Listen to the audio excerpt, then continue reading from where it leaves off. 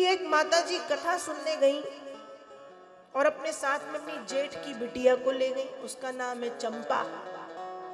अब कथा सुनने जब बैठी तो पंडित जी ने संकीर्तन कराया, जय रघुनंदन कंस निकंदन देवकी नंदन जय जय हो। अब सभी संकीर्तन गाए और माता जी मुंह बंद करके बैठी। और माता जी बैठी थी सामने, तो पंडित जी को बार बार दिखे। तो पंडित जी सोचे कि ये गा क्यों नहीं रही, ये गा क्यों नहीं रही। तो पंडित जी को लगा गूंगी है क्या। कहा गूंगी तो नहीं, मैंने खूब गप्पे करते देखा है इनको। बहरी है क्या, बहरी होती तो आती क्यों। नास्तिक है क्या, नास्तिक होती तो भी क्यों आती। इसलिए पंडित जी ने इशारे में कहा कि माता जी गाओ। अब माता जी कहे कि बताओ। अब तो पंडित जी ने मुझे सीधे सीधे बोल दिया कि गाओ, गाना तो पड़ेगा।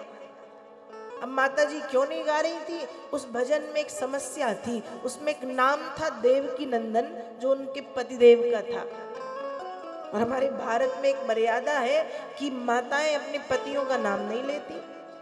अब कहेंगी कैसे ले लूं, माता जी कहे कैसे ले लूं देवकी नंदन।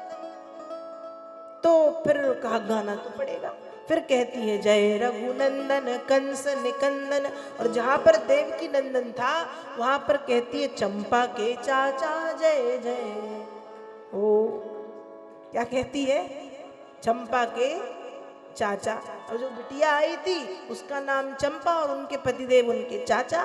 तो क्या कह दिया, चंपा के चाचा। अब भगवान विष्णु भी हंस रहे बैठे बैठे। लक्ष्मी जी बोली स्वामी क्या हुआ, क्यों हंस रहे हो। नारायण ने कहा नहीं नहीं नहीं कुछ नहीं। लक्ष्मी जी बोली मुझे भी बताओ, मैं भी सुनूंगी। भगवान ने कहा रे देवी, एक भक्त ने एक नया नाम दे दिया। लक्ष्मी जी बोली नाम अच्छा है क्या। भगवान ने कहा भक्त ने दिया है तो अच्छा ही है। तो स्वामी नाम क्या मिल गया। नारायण कहते नाम मिल गया चंपा के चाचा। क्या नाम मिला, चंपा के चाचा। ये तो एक चुटकुला है, लेकिन वास्तव में ऐसा ही है। भाव कुभाव अनख आलसहु, नाम जपत मंगल दिसि दसहु। किसी भी भाव से आप जब बुलाएंगे ना, असर वही होना है। असर। एक संत जी थे, वो संत जी दिन रात माला फेरते रहते थे। और वो माला फेरते फेरते वो चाय भी पी लें, न्यूज़पेपर भी पढ़ लें, कोई आए तो उनसे गप्पे भी कर लें, और माला फिर ही रही है। तो किसी व्यक्ति ने पूछा कि माला का एक नियम है, आप माला करते समय बात क्यों करते हो।